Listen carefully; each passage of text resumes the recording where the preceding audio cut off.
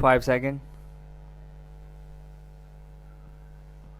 A very eventful year has just passed. The common man has reaffirmed his belief in democratic values and restored our distinction as the largest living democracy in the world.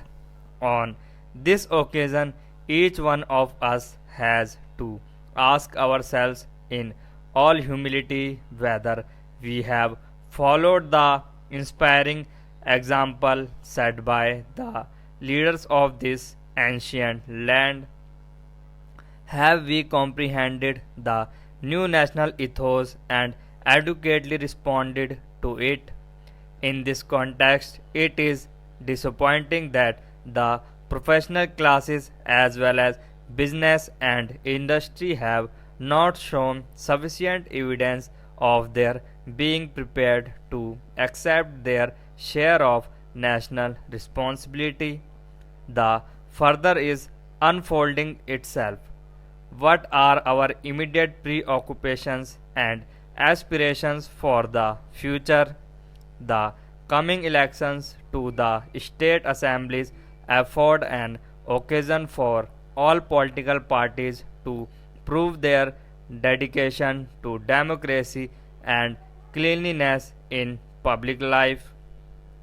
What is important is not the result but how it is achieved.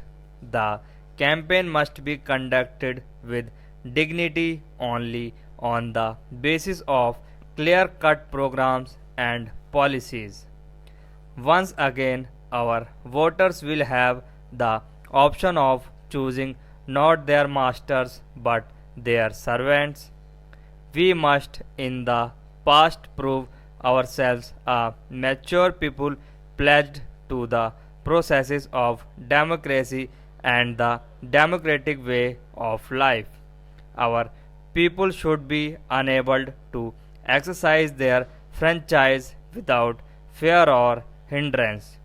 My government will guarantee this the basic birthright of every eligible voter. Let the free will of the people prevail and all will be well whatever the result. This is my firm belief. Many problems loom large on the horizon. We must face them with courage and self confidence.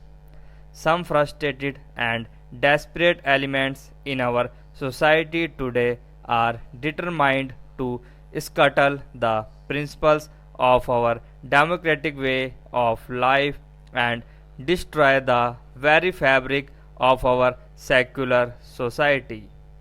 While every one of us is entitled to freedom of expression in appropriate forms, no one should be permitted to drag each and every issue to the streets, excite dormant passions, advocate disrespect for law and order, and incite violence.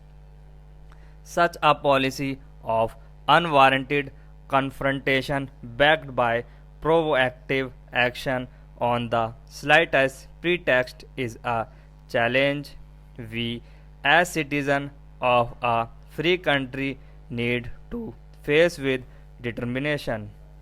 Let not a few misguided and disgruntled sections of society imagine that they can hold the rest of us, the law abiding citizen, to ransom. This will not be allowed.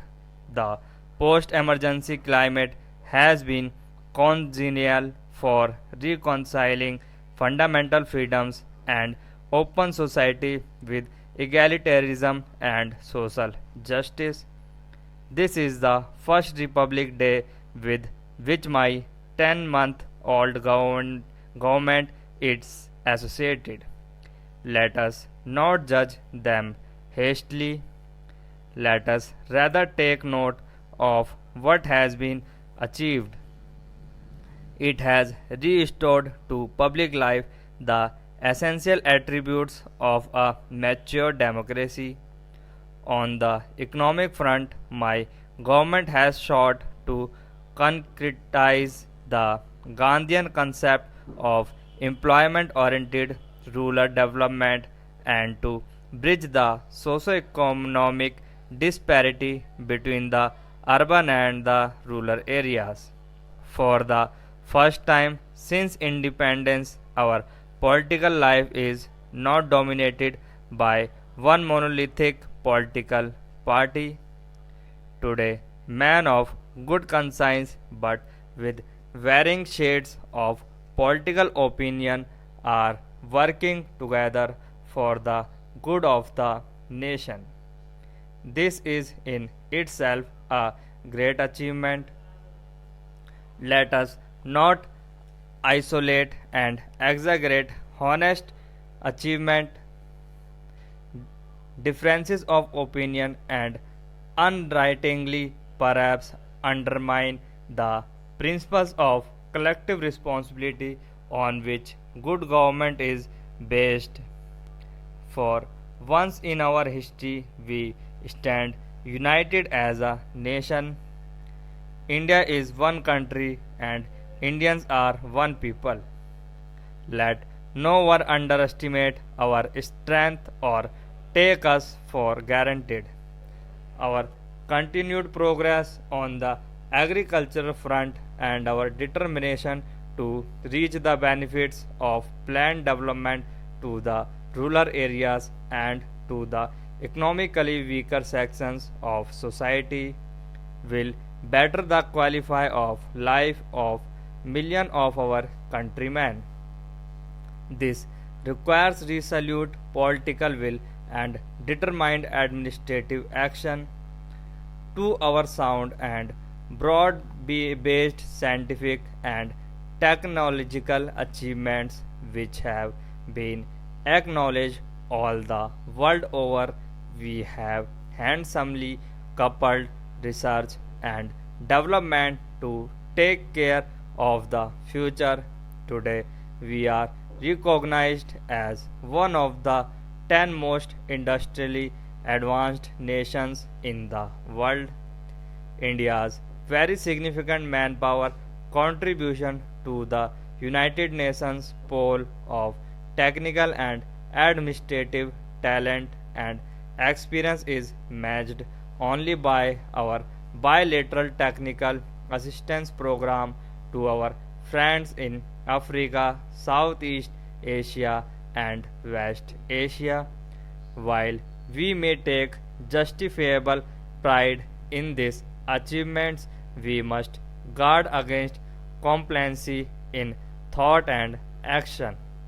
On the other hand, we must forge ahead with hard dedicated work and the determination to succeed not only as individuals but as a nation. Our administration relieved of its recent traumatic experience is fortunate to have firm dynamic political leadership.